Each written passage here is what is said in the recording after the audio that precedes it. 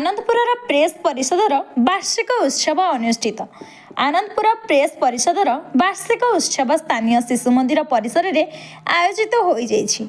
अनुष्ठान सभापति निराकार दलई अवाहकत्व आयोजित उत्सव में शिक्षाविद गंगाधर मिश्र, कलिंग पेशादार सांबादिक संघर राज्य सभापति मनोज दास, डॉक्टर रमाकांत नायक, भाजपा नेता आलोक सेठी, कवयित्री डॉक्टर सुमित्रा मिश्र प्रमुख जोगदी समाज गठन में गणमाध्यम भूमिका संपर्क में निज निजर मत रखिथिले। एही अवसर में समाज विभिन्न क्षेत्र में पारदर्शिता लाभ करथिबा व्यक्तिविशेष को संबर्धित करा जायथिला।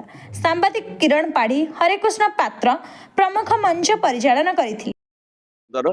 द्वितीय वार्षिक उत्सव में मुख्य अतिथि आकार शपथ जोग देइथिबारु आमे प्रेस परिषदर सभापति समस्त सतीर्थ कर्मकर्ता पाखे ऋणी।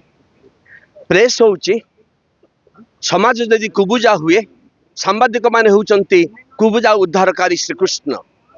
समाज यदि निर्यातिता उपेक्षिता अहल्या हुए सांबादिक माने होउचंती अहल्या उद्धारकारी श्रीरामचंद्र।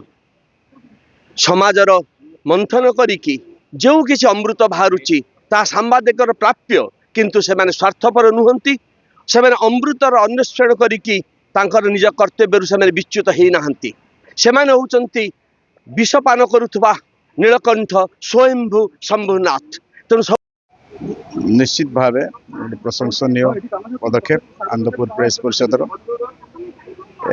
द्वितीय वार्षिक उत्सव थिला अवसरटी।